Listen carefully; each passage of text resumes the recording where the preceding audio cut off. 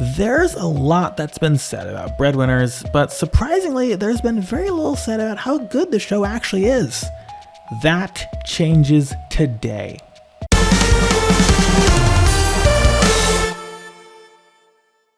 Breadwinners is among my favorite shows, given the crazy things it was able to achieve in its brief 2-season stint. Recently, I was given the chance to stick up for it against some truly awful takes and give the show some respect as part of an amazing collab tearing apart one of the worst collections of questionable takes I've ever seen. And I follow politics on the side, so I've seen plenty of bad takes. Mr. Error's Nick-O-Rama marathon stunt was disrespectful to a number of the series it attempted to discuss. In the wake of this, fellow creator The Wacky Deli took a stand and rounded up a super team of reviewers to rip Enter's takes a new one and give the shows he screwed up on the respect they deserve in the process. Deli reviewed Boy Girl Dog Cat Mouse Cheese with me recently here on this channel, in addition to being a fellow international content enthusiast and an underrated YouTuber who dives into a bevy of animation topics. Given he once followed Enter's content, he's probably best positioned to call out his recent string of ill-informed commentaries. As the list of shows to be tackled was developed, I pounced on the chance to cover 2 shows that were really close to my heart. Making those 2 entries for the collab was a week and a half of blood, sweat, and tears, and I didn't even expect the half-hour total of content that would result. You're about to see one of them, and afterward, I insist you check out the full 2-hour-plus monster of a video because it is truly an epic to behold, and not just because I contributed 37 minutes to the runtime. I'll have it linked at the end of this video and down in the description. And if you want new explorations of the world of television every single week, make sure you hit that big red subscribe button down below this video, and also show some love to Dali, who pulled this whole thing together. You can subscribe to his channel in the description. One of the cartoons of the 2010s that I don't feel deserves all the hate it tends to get from the kids TV community is Breadwinners. While I may not single-handedly be able to change the minds of everyone who doesn't like it, I hope I at least offer you a chance to reconsider the show, and maybe even get into it. I tear down both the bad points that were made in Nick-O-Rama, plus clear up some misconceptions about the show, and offer some points where Breadwinners really shines. So without further ado, straight from Deli's mega collab, here's me tearing apart Mr. Error's attempt at a review and a much-needed re-examination of Breadwinners. I'm Benzie Johnson Jr., I'm enthusiastic about television, and one of the things I'll defend to the death is Nickelodeon's series of the mid-2010s. There was just something special about the way Nickelodeon did things between roughly 2012 and 2016 or so. There was just a perfect blend of elements in many of the network's originals at the time that was just really creative, really distinctive, and overall, just really fun. While we've lost that feeling, among other things, in the scorched earth that heralded in the transitional period of the Brian Robbins era, we can still fondly reminisce about some of the really good days in Nick's recent history. One of the shows that really powered the era, and is therefore really close to my heart, is Breadwinners. Probably one of the most exciting, absurd, and downright fun cartoons to come out in a long while. Breadwinners is not exactly the most positively reviewed show, especially not in depth, so let's just set the record straight about the tales of these 2 wacky ducks. Breadwinners is the cartoon that everyone loves to hate. In the eyes of many of Kids TV's opinionated when looking back on Nick in the 2010s, it's no Planet Sheen, but in their view, it's up there. Among those who continue to perpetuate this view is the polarizing cartoon reviewer Mr. Error, who took a look at this show as part of his controversial Nick-O-Rama stunt. Honestly, after watching his content, I don't see how he's a credible commentator on anything, much less a relatively popular one, but he certainly did no favors to Breadwinners once he got his grubby hands on it. Buckle up, duckies, cause we got a rocket band, delivering bread, flying crazy cause we can. Crazy, crazy cause we can. The show's theme song explains everything you really need to know to get started with Breadwinners. Sway Sway and Badoost are 2 fun-loving, bread-delivering ducks, and they're taking you along for the ridiculous ride. Sway Sway and Badoost, our 2 protagonists, are perhaps the first stop on said ride. Sway Sway is, to some extent, the brains of the Breadwinners operation, keeping everything in check and in tip-top shape whenever he's not soaring recklessly through the air in their rocket van they tend to crash into something about once an episode.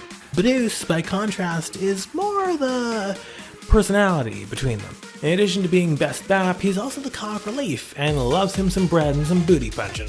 While they have differences between them, there are also plenty of qualities they share. Their determination to deliver bread, and when that's all done, their disposition to have loads of fun.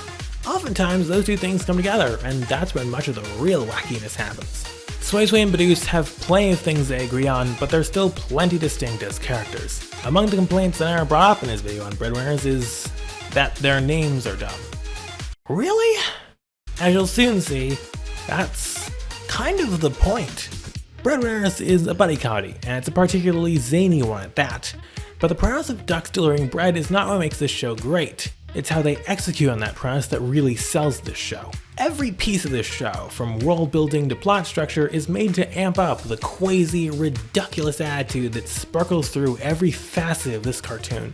From all the special types of bread, to the vicious pond monsters and occasional foes the breadwinners face, to the catchy catchphrases and musical tendencies, the show delivers wild and wacky adventures, and the potential for them, through exposition and the development of an assortment of side characters, in spades. How the show approaches its episodes and execution is something that really should be more appreciated. Breadwinners could have easily been a more formulaic show, but to the benefit of the show overall, it thankfully isn't. Frequently, Breadwinners goes above and beyond just the tasks of delivering bread and home life with the Baps to really use bread delivery, and Sway and Badooz as an exploration of the whole world of Pangea, running a full gamut of adventures that may only have a tenuous connection to the main premise, but are exciting stories nonetheless. Whether it's tackling the tunnel of fear, fighting an overgrown pile of dirty dishes, or infiltrating an underground fighting ring, yes, that happens, there is truly no end to the insane possibilities of what could happen in the day-to-day lives of Sway and Badooz. While it may not be packing in emotional or cultural impact, it's not exactly trying to gun for the influence of a Steven universe in the first place, something I think that a lot of kids' TV commentators hold shows up to when it's not really warranted. Among the more ridiculous accusations, no, I'm not making the pun this time, that Aaron made in his review is that somehow Breadwinners lacks an art style. I mean, have you seen even 1 second of Breadwinners? Okay, maybe not the first couple seconds of the theme song, but have you seen 1 second of an episode of Breadwinners? I don't think we'll see a more thoroughly, heavily stylized show than Breadwinners anywhere on kids' TV for a while. Much of the show's art style takes its inspiration from the aesthetic of video games, and to that aim, many parts of the show, such as graphics, backgrounds, and settings, are rendered in a pixelated style. But the show goes one further, not only pixelating many elements, but additionally drawing scenes in a largely lineless, bright yet soft art style, with uneven lines, edges, and shapes that look like they were drawn freehand. The show goes even further in uniquely stylizing itself through its relatively subtle use of multiple artistic style mediums. Within the show, many of the unimportant duck denizens the Breadwinners make their deliveries to are represented by simplistic duck designs using realistic textures for things like the feathers and beaks. Of course, they could have just animated the extra ducks, and some of the more extreme or plot important cases they do, but I appreciate that they decided to challenge themselves and expectations for modern animation and create these textured ducks. The fact that they don't stick out within the rest of the art style is another bonus and shows the thought that went into their design. Error attempted to claim this as a weakness of the show, some sort of telling admission that the show couldn't draw ducks. It's called stylistic choice. Is Error going to argue that on The Amazing World of Gumball, their use of live-action foes is an admission that that show can't draw houses or schools or really just about anything besides the characters? I bet $100 he wouldn't, though that assumes he's being rational about it. Why dump hate on Breadwinners for a style other shows are doing more aggressively to no complaint? One of the more derisive criticisms of Breadwinners' art style is that Sway and Badooz don't look much like actual ducks. Instead, it's claimed that they look like frogs, blobs, what have you. Again, it's just a stylistic choice in the art style. Even if that's not good enough an explanation for you, there are other water animals drawn differently throughout the show that rule out the idea that Sway and Badooz are drawn like things that aren't ducks. I mean, their pet jelly is a frog. And she's right there next to Sway and Badooz in many of the scenes she comes up in. You can make a visual comparison right then and there. And if even that isn't convincing of how their designs are a stylistic choice, Sway and Badooz turn into more accurately drawn ducks in one scene of the show to fulfill a joke. I know about this very specific scene largely because it's part of the overnight photo loop on the UK version of Nicktoons. I can't swim! Me neither! Hey, wait! We're ducks. Oh yeah. Enter also decided to call out the show's animation style, claiming the show overuses limited animation to the extent that it looks like the show is stuttering. No. That couldn't be farther from the truth. Again, the show's use of limited animation is a stylistic choice, and when they do use it, they do so selectively so it maintains its impact. When they use limited animation, they do so either for comic purposes or to further reflect the show's influences from retro video games, where, due to the hardware, much in the way of any animation at all tend to come at a premium. Off-base remarks like this just go to show further how little Enter really understood this show in attempting to review it, and ignoring the painstaking and highly evident attention to detail that went into crafting the Breadwinners aesthetic and tonal style. As part of its aesthetic construction, Breadwinners utilizes a lot of references and allusions to video games, especially classic ones. Explorer Jux! The show also takes a little time to create its own slang, like bap and quasi and other duck and or bread puns. As part of its review, Enter claimed that this amounted to nothing more than pandering to what was hip at the time. I don't know if you're still young enough to know what is hip, Enter. You're kind of aging out of that level of awareness. But even if that was an accurate criticism, this show isn't that shallow. Breadwinners uses retro gaming aesthetics as a launch pad into the creation of an outrageous, highly stylized, and super unique world that carries a flavor all its own. The show may use these references, but as you watch, you quickly find out that it is not beholden to them. The humor found inside Breadwinners is also multifaceted. However, Enter felt the need to reduce it in his commentary to supposedly nothing more than a collection of gratuitous butt jokes and trend chasing. Enter fails not only to understand what a reliance on trends means in regards to a cartoon, this show does not have it, and to the general amount of restraint that the show has when it comes to how it uses its humor arsenal. Outside of Badus and his gratuitous glutes, butt humor is largely absent from the show. Even then, the show doesn't have to rely on Badus's booty anyway, as the show creates and uses plenty of other means to get laughs out of the audience. Oh my god! Oh, and Mr. Enter, if the relatively low amount of butt humor found in Breadwinners pisses you off, then don't even try to watch The Day My Butt Went Psycho, where butts are literally baked into the premise. Or perhaps you can prove me wrong and you can make a decent, substantive review on it, though I have absolutely no confidence that you will. Go ahead, I dare you. Another questionable gripe that Enter pulled out of somewhere was that the show's jokes ran too long for his liking. Enter. Have you seen Thundercats Roar? Apparently you have as of the time of writing, but have you seen how they string out their one gag per episode on Thundercats Roar? Because that's how you kill a joke. Take it from me, I kinda wrote the review to define all reviews of that show, before you decide to play Johnny Come Lately and throw out some tripe about 3 months after it first hit the scene and long after the rage train for it died down. It's one thing to have a joke that's not funny, it's another thing to just linger on it. Something that I personally really appreciate about Breadwinners is the time they took to invest in building out the world of Pangea and the world that Sway and Badus live in. There is a multitude and a diversity of scenes, settings, characters, and situations for our two best baps to find themselves involved with, from the uneasy calm of the wide open seas to the seedy locale that is the Lower East Side. In putting so much into world building, the creatives really set this show up for a potential long haul, but they didn't overdo it. They built things out enough to keep things from getting stale, but kept it restrained enough so that the locales and scenarios had an opportunity to recur if a story wanted to. Like most of the positives about this show, Aaron threw this effort by the wayside, or perhaps just felt like ignoring it when talking about the show, claiming that nothing in the world was fantastical. I don't know what show he's watching because literally all of the world building on Breadwinners is fantastical. That's kind of the whole point. The entire drive behind putting so much effort into world building is to help create and sell the Breadwinners universe as a wild, wacky, and ridiculous world where the show's premise and narratives, and much more, are completely plausible. Things you wouldn't think would go together all that well are strung together very well in this cartoon. Who else would think up bread mines? Or a rocket van? Or all the funky breads they deliver?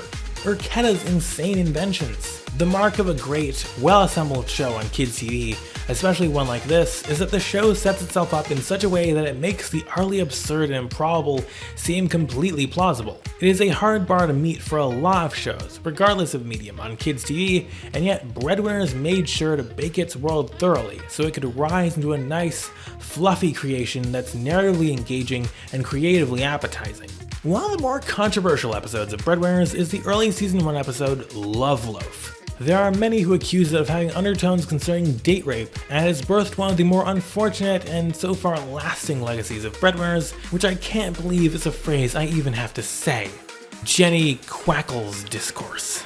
So, in the spirit of completeness as a Breadwinners fan, and because Aaron brought up the episode once again in his video, it is time for the explanation to end all Jenny Quackle's discourse and finally settle the question once and for all. Here is my definitive look at the episode, Love Loaf. In Love Loaf, Sway Sway is swooning over his currently unrequited crush, Jenny Quackles. Upon explaining his love to the unaware Badus, the two discover the titular bread, which has the power to make the eater fall in love with the next person they see. However, the bread maker, local all-powerful wise man, warns that the power of love, and the power of the love loaf, shouldn't be played with lightly, and shows how a widespread outbreak of Love Loaf basically destroyed Ducktown in a bygone age. Seizing an opportunity regardless, Sway Sway sets off to find Jenny Quackles so she can eat it and fall in love with him. That adventure ultimately takes the Ducky duo to a girls-only summer camp.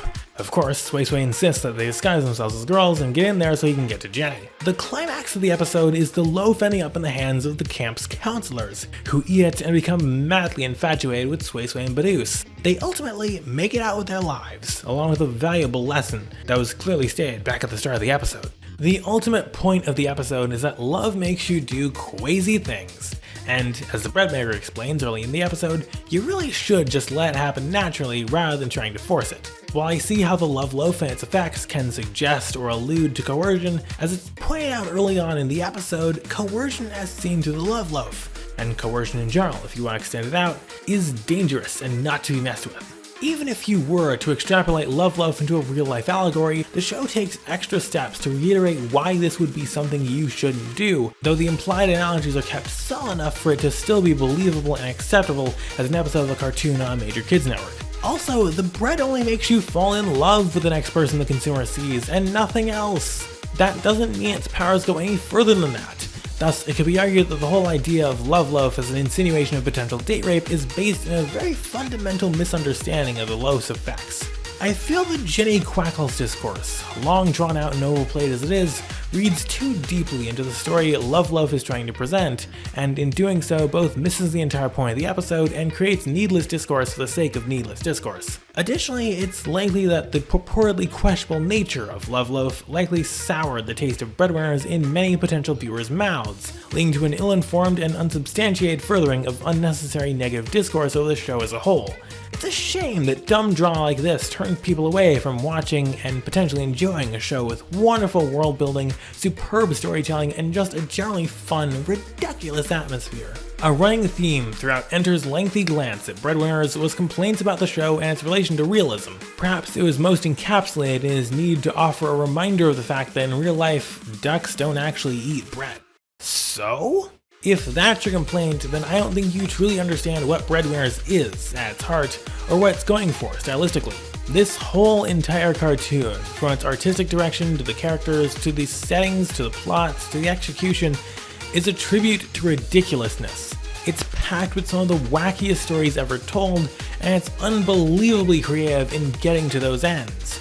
As Aaron himself pointed out, these misnomers exist everywhere. Cats and milk, mice and cheese, rabbits and carrots, so why single out ducks and bread? I don't see him excoriating Tom and Jerry, though perhaps that earned him more ire than he's already gotten. Calling out Breadwinners, or almost any cartoon really, for a tenuous at best relationship to realism is a dumb and weak argument that doesn't really relate to any of the merits present in the show. Shirking realism is an inherent part of animation. Freed from the physical constraints of live-action television and its actors and physics and labor laws, animation has carte blanche, or perhaps écran blanche, to do, ultimately, whatever it wants. A cartoon's connection to reality is solely upon the creative talent of the show. That's why we can have Craig of the Creek and Space Chickens in Space in the same medium. Even shows which are a bit more tethered to realism, like Craig of the Creek or Codename Kids Next Door or whatever, have elements of unrealness to them. Kids creating a complex hideaway society in nearby nature or running suburban spy ops are hardly realistic. Despite the fact that the show's settings and trappings are otherwise pretty believable, it's not necessarily right. or fair to single out Breadwinners for something almost every cartoon does to some extent or another as a means to have an interesting press and exciting narratives. So give this show a break for its decision to lean towards the absurd. Honestly, Enter, if you want realism, maybe animation isn't the medium for you. Heck, maybe kids TV isn't the medium for you. USA's endless reruns of SVU are that away. Among the more biting statements Enter threw at Breadwinners was that while the show was high rating in its time, no one really talks about it anymore. That statement seems to lead into a bigger, actually honest question about the show's staying power. Has the show aged well? Was it really forgotten by the toon-consuming populace, or has it just been so constantly marred by hate and discourse in depth that we've come to treat it more as a forgotten show? The thing is, the show doesn't really have anything in it that would cause it to age poorly. There aren't any very specific references to things of the mid-2010s that would really date this show. While all shows are, to some extent, products of their time, most shows don't really care about exploiting that. Rather, they care more about building a unique world and telling great stories that can stand the test of time. If we collectively give it a chance, Breadwinners can go down positively as one of the most well-developed, super stylized, downright crazy, and seriously fun shows to come out of the 2010s, and I think it deserves the opportunity to truly be judged on its merits, not the ill-willed opinions of its detractors. The problem I really have with Enter bringing that up is that he's trying to paint Breadwinners as unpopular when it wasn't. It got 2 seasons and it wasn't shafted to Nicktoons until the back half of the second. Given some of their other shows, even ones which got just as much attention as Breadwinners did in its time, weren't even able to make it through their first seasons before Nick sent them off to their side channels for a dishonorable discharge. I'd say that's pretty darn good for Nick. During its run on the main channel, the show's ratings never dipped much below the million mark, and regularly in the show's first season, the show hit 2 and even almost 3 million viewers. Do you know how many heads of state Nickelodeon would kill to get almost 3 million viewers on any of their shows these days? It is a sizable number of them, and I know where they can start. However, in the years since the show's finished up, the memory of Breadwinners has been tarnished by bad takes, uninformed critiques, and really just a lack of appreciation for what the show actually was. Especially in the online community of cartoon commentators, there's seemingly been a concerted effort to forget about Breadwinners and minimize its creative achievements, not even giving it credit for the things it does well in favor of playing out the same complaints and the same overdone arguments about the Jay Quackles thing for the millionth time. And for a network that already gets enough flack and ignorance from online cartoon fans, as they'd rather continue to jump through hoops to justify and apologize for the ongoing failings of another network, that doesn't really bode well with regards to keeping the show's memory alive, or at least letting it be remembered fairly. When attempting to create content about Breadwinners that somewhat resembled what the rest of us call a review, Mr. Enter somehow managed to miss completely everything that was important about the show. Instead of trying to fairly criticize the show on the merits and downsides it has, he instead went on a random rant about nothing really in particular than a nebulous past experience with the show and perpetuating the Jane Quackles discourse for another few years for good measure. As a fan of the show since it came out, I wholeheartedly disagree with Enter's assessment, or attempt at an assessment, that there's nothing there when it comes to Breadwinners. To make that claim reveals he must have watched the show, or occasionally glanced at the few episodes he had on in the background while doing other things, with his eyes closed and his ears plugged. Breadwinners as a show has so much to offer. Complex world building, fun and absurd storytelling, humorous characters, and a well-crafted and unique visual language unlike anything that's come before or since. There is so much one can come to like about Breadwinners if you gave it a fair and honest chance to impress you. Enter was, ultimately, not willing to unshackle himself from his previous thoughts about the show and the bad takes which have sprung up since, and give this cartoon an honest, substantive review that not only reflects, but understands, to begin with, what this show is about and what this show sets out to do. It is not this cartoon which is lacking in substance, as Enter gutlessly claimed, but it is his review, not to mention Nick-O-Rama as a whole, and ill-informed, unnecessary, and ruthlessly perpetuated discourse about Breadwinners that is baseless and unsubstantive. If Enter doesn't even understand what Breadwinners is, and makes no effort to do so, believing it's easier money to say nothing truly critical and repeat tired cold takes that have been reheated endlessly, then there's no way he could have made an honest, accurate, or substantive review. Given that, this review was never going to end well, and it's just a shame that it had to happen to such a great, creative, fun, and underrated cartoon. Though it's not the only one he's attempted to scorch lately. I encourage you to put down your preconceptions about Breadwinners and anything unsavory you might have heard about, and then honestly get a taste of it yourself. There's plenty you could find enjoyable, from the fun stories to the meticulous details and expansive world building, but you'll never know unless you're willing to open yourself up and stuff some Breadwinners up in your beak. This is only one part of a huge video which runs through 10 more series that Mr. Ennard treated horribly during his Nick-O-Rama stunt, featuring myself, the Wacky Deli, and some other great creators. You can check that out up here or down in the description. If you enjoyed this, make sure you subscribe. I've got more adventures in the world of television every single week. I'm Benzie Johnson Jr., I'm enthusiastic about television, and I'll see you next time.